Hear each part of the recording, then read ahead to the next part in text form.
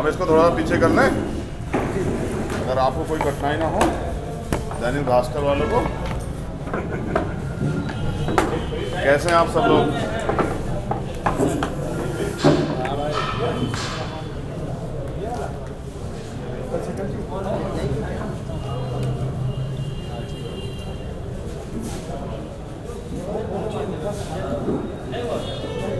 शुरू करें? हाँ, रोल करते हैं।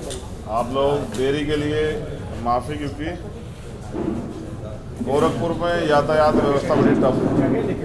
अगर आप निकल गए हैं, कब पहुंचेंगे पता नहीं।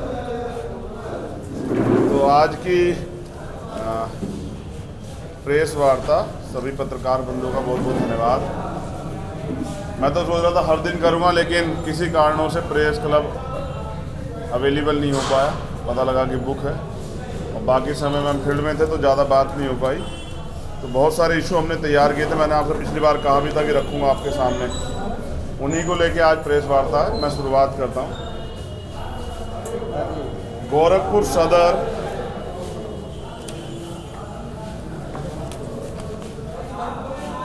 तहसील के ग्राम मानबेला, भाई इनको चुप करवाना कौन है? ये बीजेपी के लोग तो नहीं यहाँ जो इस तरह का माहौल खड़ा कर रहे हैं? भाई बल्ला मचाया इन लोगों ने। पैसे तो हमने पूरे दिए प्रेस क्लब में।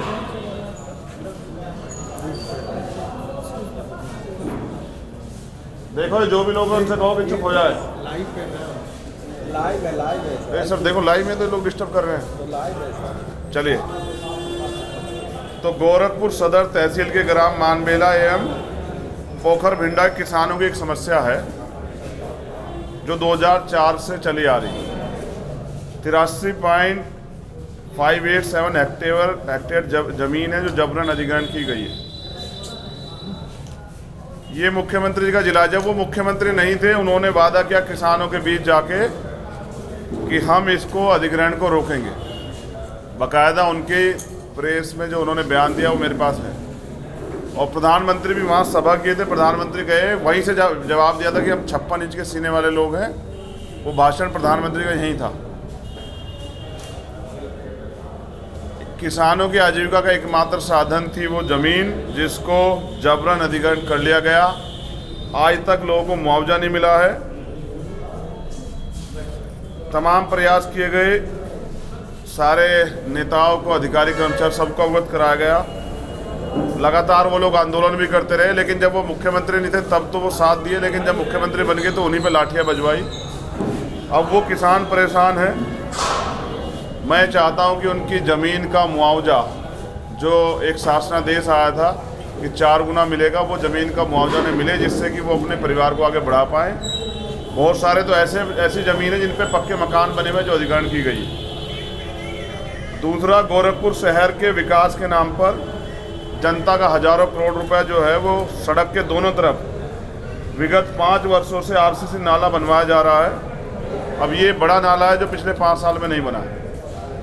आरसीसी नालों के लेवल मोहल्ले की नालियों के वाटर लेवल से ऊंचाई पर होने के कारण, मैंने पहले भी कहा था कि 4 महीने गोरखपुर डूबा रहता है, जिससे पानी, गंदा पानी ऊपर आता है तो बीमारियां पैदा होती हैं।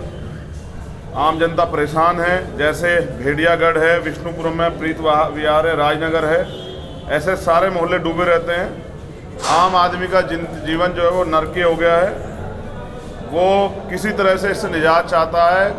हम जिस दिन से इस पर बात कर रहे हैं, और गजब की बात तो ये है, मुख्यमंत्री जी के बिल्कुल मठ से 350 मीटर पे 1.5 फीट पानी भरा हुआ है गलियों में, लेकिन मुख्यमंत्री जी को शायद उनकी तकलीफ दिखाई नहीं देती। हम लोग प्रयास कर रहे हैं कि ये मुद्दा बड़ा मुद्दा बने, जिससे कि इस पर काम। गोरखपुर शहर में सड़कों को चौड़ा करने के नाम पर सड़कों के दोनों तरफ की हजारों दुकानों को तोड़कर छोटे व्यवसाय और दुकानदारों को उनकी आजीविका से वंचित कर दिया गया है। उनके परिवार को भुखमरी की स्थिति का सामना करने के लिए बाध्य किया गया है तथा लाखों हरे छायादार वृक्षों को काट दिया गया। आजीविका से वंचित जो लोग हैं वो परेशान हैं। बड़े बड़े धन पे वो अब उन दुकानों को बेचा जा रहा है। इससे व्यापारियों का बड़ा नुकसान हुआ है। ये एक बड़ा मुद्दा है। बड़ा व्यापारीगण जो है इससे कष्ट में है। हम उनके मुद्दों को चाहते हैं कि प्राथमिकता जो है मीडिया के साथियों द्वारा दी जाए। मुख्यमंत्री की संस्थाओं के अध्यक्ष एवं check signing authority Uday Pratap Singh के पुत्र एवं गोरखपुर विश्वविद्यालय के पूर्व कुलपति विजय करशन सिंह के कार्यकाल के दौरान विश्वविद्यालय में खुलेआम एक विशेष जाति के लोगों की ज़्यादातर शैक्षणिक पदों पर भर्तियां की गई, जिससे सभी वाकिफ हैं। और वो मीडिया ने 2 दिन पहले छाप दिया था कि लिस्ट जारी होगी। ये गोरखपुर में कानून व्यवस्था और पारदर्शिता है। गोरखपुर का यूथ वर्ष 2002 की तरह आज बेरोजगारी के दंश से पीड़ित है, जिसके कारण से उनको हताश और अपने भविष्य को लेकर चिंता और भय का माहौल है। गोरखपुर का यूथ इस बार परिवर्तन के लिए उतावला है और मुख्यमंत्री जब भी कोई नौजवान सड़कों पर रोजगार मांगने आते हैं तो उनको लाठी से पीट देते हैं। तो मैं गोरखपुर के यूथ की तरफ से भी कह रहा हूं कि ये अन्याय गोरखपुर की जनता बर्दाश्त नहीं करेगी। बेसिकली यूथ वो इस बार सरकार को चुनाव में सबक सिखाएंगे। गोरखपुर शहर में जैसा मैंने आपसे कहा लेट होने का परिणाम ये था कि जाम की समस्या बहुत बुरी और इस पर बड़ा काम होना चाहिए। सरकार नहीं कर पाई, सरकार इस पर फेल रही। हमें अवसर मिलने पर हम इसको करेंगे। गरीब और मेहनतकश वर्ग के लोग महंगाई से त्रस्त हैं। जनता के हित में सरकार ने कोई काम नहीं किया। एक जो बहुत महत्वपूर्ण मुद्दा जो मैं आपके सामने रख रहा हूँ, मैं चाहता हूँ कि ये इस चुनाव के ऊपर सबसे बड़ा मुद्दा है। एक मुद्दा मैंने पहले उठाया था कि यहाँ के जो एसएसपी हैं, मैंने चुनाव आयोग को पत्र लिखा कि आप उनको हटा दीजिए, उनके होते निष्पक्ष चुनाव नहीं होगा, क्योंकि मैं प्रत्याशी भी हूँ। मुख्यमंत्री जी सत्ता धनबल का प्रयोग कर रहे हैं। मैंने आपको बताया किस तरह से मकान खाली करा गया। उससे बड़ी बात ये आप नोटिस करें, गोरखपुर के एसएसपी को तो नहीं हटाएगा, लेकिन एक अधिकारी और हैं जो गोरखपुर शहर विधानसभा 322 के जोनल मजिस्ट्रेट रमेश बाबू गुप्ता जी, अपर आयुक्त एवं अपर निबंधक सहकारिता वर्ष 2017 से ही निदेशालय स्तर के अधिकारी हैं। उनको नियम विरुद्ध तरीके से संयुक्त आयुक्त एवं संयुक्त निबंधक सहकारिता गोरखपुर मंडल के जूनियर पद पर तैनाती की गई है। वरिष्ठ पदाधिकारी होने के बावजूद भी उन्हें जूनियर पदनाम से वेतन देकर वित्तीय अनियमितताओं किया जा रहा है और जोनल मजिस्ट्रेट के नियुक्ति आदेश में भी जूनियर पदनाम संयुक्त आयुक्त एक संयुक्त निबंधक सहकारिता गोरखपुर मंडल गोरखपुर से ही गोरखपुर शहर विधानसभा के जोनल मजिस्ट्रेट रमेश बाबू गुप्ता अपर आयुक्त एवं अपर निबंधक सहकारिता की चुनाव ड्यूटी लगाई गई।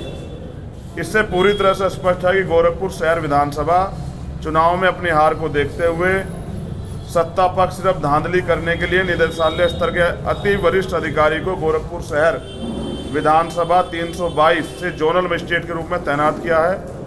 जिला निर्वाचन अधिकारी जिला गोरखपुर से गोरखपुर शहर के जोनल मजिस्ट्रेट रमेश गुप्ता को चुनाव प्रक्रिया हटाने के लिए पत्र भेजकर मैंने अनुरोध 2 दिन पहले किया, अभी तक कोई कार्रवाई नहीं हुई।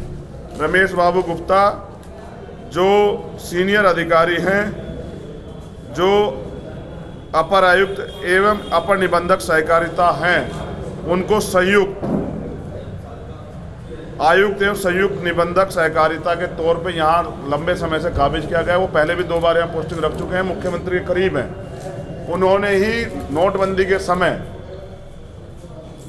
सबको ना था, आरबीआई का आदेश था कि भाई कोई पैसा निकाल के नहीं देगा, उन्होंने मुख्यमंत्री को पैसा निकाल के दिए। वो उनके खास आदमी हैं, उनको यहाँ शहर विधानसभा का जोनल मजिस्ट्रेट बनाया हुआ, वो यहाँ धांधली करवा रहे हैं। ये धांधली हम लोग नहीं सहेंगे। मेरी चुनाव आयोग से अगर वो कहीं है, दिख तो नहीं रहा है क्योंकि यहाँ बड़े बड़े बैनर पोस्टर लगे, हम 4-4 दिन 6-6 दिन के परमिशन मांग रहे हैं, हमें परमिशन नहीं दी गई। रोड शो की परमिशन भी 1 दिन पहले दी गई कि हमारा जो रोड शो फ्लॉप हो जाए, जैसा जनता ने नहीं होने दिया। तो ऐसे अधिकारी अगर यहाँ रहेंगे तो मैं ये जानता हूँ कि चुनाव फेयर नहीं होगा। मैं अगर चुनाव आयोग कहीं है और उसको सुनाई देता हो, उसको दिखाई देता हो, तो मैं अपील करता हूँ कि वो ऐसे अधिकारी को तत्काल यहाँ से हटाए, जिससे कि कल चुनाव फेयर हो सके 3 तारीख को। अदरवाइज वो धांधली कराएंगे और इस धांधली के खिलाफ फिर हम सड़कों पर आंदोलन करेंगे चुनाव वाले दिन। ये चलेगा नहीं। मैं मांग करता हूँ कि उनको हटाया जाए।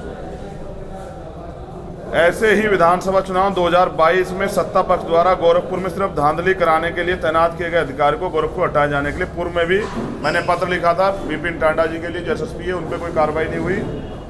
उनके लोग जाके हमारे लोगों को धमकाते हैं, ये अन्याय है, लोकतंत्र की हत्या है। और जो गोरखपुर मंदिर के महंत है वर्तमान मुख्यमंत्री, उनका कहना है मैं क्षत्रिय जाति में पैदा हुआ हूँ, उन्हें गर्व है। यह कथन मुख्यमंत्री की घोर जातिवादी मानसिकता को प्रदर्शित करता है। ये हिंदू धर्म के सन्यासी परंपरा के विरुद्ध बयान है। जो मुख्यमंत्री संत होके खुद को योगी कहते हों और मुख्यमंत्री फिर वो अपनी जाति पे गर्व करते हैं और ये कहते हो कि मुझे गर्व है, और इसका मतलब वो अपनी जाति को लोग बढ़ावा देते हैं, जैसा कि भर्ती प्रक्रिया में देखा गया, जैसा कई जगह न्याय पे वो अपनी जाति के लोगों के प्रति समर्पित हो जाते हैं। तो ऐसे मुख्यमंत्री को जनता इस बार जवाब देने जा रही है गोरखपुर में। मैं मुद्दों पे चुनाव लड़ रहा हूँ, मेरा विश्वास है, मेरे पास इन सब के एविडेंस हैं। अगर आप कहेंगे तो मैं एविडेंस एक एक करके आपको दिखा दूंगा कि गोरखपुर में मुख्यमंत्री हार के डर से धांधली करवाने का प्रयास कर रहे हैं। गोरखपुर की जनता मन बना चुकी है कि इस बार मुख्यमंत्री जी की यहाँ से विदाई तय हो। कल से रोड शो के बाद गर्मी बढ़ी हुई है। एक हमारे फ़ोन पे एक मैसेज भी आया है, अब हम ये नहीं जानते कि वो सत्य है झूठ है, ये जानकारी हमें नहीं है, लेकिन कोई हमें मैसेज भेजे है, कहे कि हम मुख्यमंत्री के पीए लिख रहे हैं, आपके लिए फ़ायदे का सौदा है, आप हमसे बात कर लीजिए। अब मैं आपके सामने रख देता हूँ बाकायदा नंबर, आप देख लीजिए कि ये कौन साहब हैं, ये कोई झूठ किसने भेज दिया है या मुख्यमंत्री जी डर गए हैं जो इस तरह की चीज़ें जो है करा रहे हैं। हमें उनसे बात करने की कोई ज़रूरत नहीं, क्योंकि हम चुनाव जीत रहे हैं, तो हमें उनसे बात करने की कोई ज़रूरत नहीं। ये आपके सामने है, मीडिया के लोग इस पर ध्यान दें। इसकी शिकायत आपने की? हाँ, इसकी शिकायत अभी हम करने जा रहे हैं। रात ये आया था, अब सुबह से हम लोग फील्ड में इसकी शिकायत हम कर रहे हैं। आपके सामने पूरा मैसेज नंबर भी है। मैं चाहूँगा कि मीडिया के लोग इसकी जांच करा लें, ये कौन साहब हैं, ये मुख्यमंत्री जी के पीए वास्तविकता में हैं या कोई और आदमी किसी और इंटेंशन से कर रहा है। ये जिम्मेदारी मुख्यमंत्री जी की, उसकी जांच कराए। उसमें उन्होंने क्या लिखा है ये आप पढ़ लीजिए।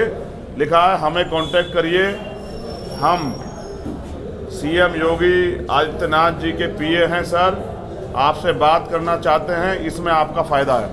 हम यहाँ जनता के फ़ायदे के लिए लड़ रहे हैं, अपने फ़ायदे।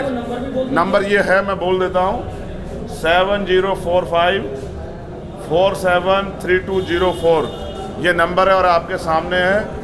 ये कौन साहब हैं, आप मीडिया के साथी मुख्यमंत्री से पूछिए कि क्या फ़ायदे नुकसान के लिए चुनाव लड़ रहे हैं हम यहाँ, या जनता के फ़ायदे के लिए चुनाव लड़ रहे हैं। इसलिए मैंने मीडिया के साथियों के सामने बात रखी कि कल मेरे साथ कोई अप्रिय घटना भी यहाँ घट सकती है, क्योंकि 3 तारीख को चुनाव है।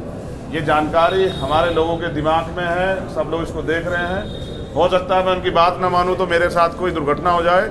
मैं दुर्घटना से नहीं डरता, लेकिन जो दुर्घटना गोरखपुर के लोगों के साथ हो रही है उसका जवाब तो देना पड़ेगा, उसके लिए मैं तैयार हूँ। अगर मुझे नुकसान भी हो जाएगा तो भी मैं खड़ा रहूँगा गोरखपुर की जनता के लिए। लेकिन ये डर भय का माहौल जो उनके अंदर बना है कल से, ये मेरे द्वारा नहीं, जनता की जो जनता के साथ अन्याय किया उसकी वजह से बना है।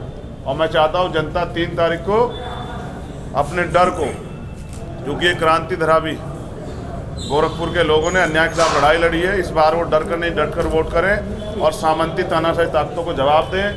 वो इस बार बिल्कुल ना घबराए, क्योंकि चंद्रशेखर उनके साथ खड़ा है। इस बार वो परिवर्तन को वोट करें और अपनी जो बेड़ियां हैं गुलामी की, बेबसी की, उनको काट दें। जो डर उनको अब तक था कि कोई लड़ेगा नहीं, कोई उनके साथ खड़ा नहीं होगा, उनके लिए चंद्रशेखर खड़ा है और वो चंद्रशेखर उनके साथ रहेगा। मतलब नेता बन के नहीं, बेटा बन के लड़ रहा हूँ और हमेशा गोरखपुर का बेटा बन के उनके विकास के लिए लड़ता रहूँगा। अभी जो मैंने आपसे बात कही है उसके लिए अगर कोई एविडेंस आप चाहेंगे तो मैं मजिस्ट्रेट साहब का भी दे दूंगा और मुख्यमंत्री जी का बयान, ये दोनों चीज़ें मेरे पास हैं। जैसे ये अधिग्रहण वाला मामला है, ये सब मुख्यमंत्री जी के संज्ञान में है। मुख्यमंत्री जी खूब बड़े बड़े भाषण दिए हैं इस पर, लेकिन आज जो है ये बिल्कुल खाली है, इस पर कोई चर्चा नहीं हो रही है। मुख्यमंत्री जी खूब लाठी से पिटवाए वो लोग जो लोग फिर आंदोलन किए। कभी मुख्यमंत्री जी वहीं सभा करके प्रधानमंत्री का भाषण दिलाए कि हम 56 इंच के सीने वाले हैं। आज किसानों के लिए वो सीना नहीं दिख रहा है। जैसा मैंने कहा गुप्ता जी के बारे में, तो वो बड़े अधिकारी हैं, लेकिन यहाँ क्यों अपॉइंट किए गए हैं, उनको क्यों ये वेतन मिल रहा है, इसकी पूरी रिपोर्ट मेरे पास है। मैं आपके सामने रख देता हूँ कि वो यहाँ कब कब रहे, उनका कार्यकाल और सब चीज़ें। ये उनका कार्यकाल है, आप देख लीजिए। नियम ये भी है कि 4 साल से जो अधिकारी कहीं हैं 3 साल, और ये चुनाव आयोग का वो है ऑर्डर, मैं ऑर्डर संख्या भी बता दूंगा कि उसको हटाया जाए, लेकिन वो यहाँ हटाए नहीं गए, वो तो यहाँ जोनल मजिस्ट्रेट बना दिए गए हैं। तो क्या मुख्यमंत्री जी धांधली पे चुनाव लड़ेंगे? और अगर मुख्यमंत्री जी हिम्मत नहीं जुटा पा रहे हैं तो फिर क्यों चुनाव लड़ रहे हैं? किसने कहा था कि चुनाव लड़ना है? क्या बीजेपी के लोगों ने उनको फंसा दिया है चुनाव लड़ा के पहली बार कि हरा के? वो चाहते नहीं बीजेपी के, तो कुछ लोग सीनियर लोग नहीं चाहते मुख्यमंत्री बने। तो ये ऑर्डर है भारतीय निर्वाचन आयोग का संख्या 403/6/1 कि 4 साल से 3 साल के से ज़्यादा का राव अधिकारी नहीं रहेगा चुनाव के समय, कि वो मदद करेगा। आप देखिए ये 4 साल वाले साहब हैं और क्यों हैं ये जनता को बताना पड़ेगा। तो मेरी आपसे अपील है कि आप हमारी बातों को जैसे आप लगातार रखते आए, पिछले 6 दिन आपने लगातार हमारी चीज़ों वो जनता के सामने रखा मीडिया के जरिए, ऐसे ही मैं चाहता हूँ कि आप अब भी रखें। एक ये सुभाषवादी भारतीय समाज पार्टी के राष्ट्रीय अध्यक्ष श्रद्धेय अशोक श्रीवास्तव जी, उन्होंने उनकी पार्टी का समर्थन हमें दिया है इस चुनाव में। मैं उनका धन्यवाद करता हूं और अपने श्रीवास्तव काय समाज के लोगों से कहता हूं कि आप चिंता ना करें, आपके साथ जो अन्याय हुआ है उस अन्याय को भी हम मजबूती से लड़ेंगे, हम आपके साथ। धन्यवाद। अभी कोई सवाल हो तो पूछिएगा। मैं यहाँ की प्रेस मीडिया का बहुत धन्यवाद करता हूँ, लगातार वो मुझे दिखाते रहे और इस प्यार के लिए बहुत बहुत धन्यवाद। कुछ बचा तो नहीं है सर? ठीक है। कल के रोड शो में आपने देखा जिस तरह भाजपा के लोग बार बार हमारे कार्यकर्ताओं पर पर्चे फेंके, उनको उकसाने का प्रयास किया। मुझे उम्मीद नहीं थी कि मुख्यमंत्री जी का स्तर इतना गिर जाएगा कि वो अपने गुंडों से सब चीज़ें कराएंगे। ये ठीक नहीं है। चुनाव है, होने दीजिए, जनता जिसको तय करे वो जीत जाए, आप जीते या हम। लेकिन ये सत्ता का दुरुपयोग ठीक नहीं है। इसका खामियाजा, लोकतंत्र की हत्या खामियाजा जनता देख रही है, ये भुगतना पड़ेगा मुख्यमंत्री जी को। धन्यवाद।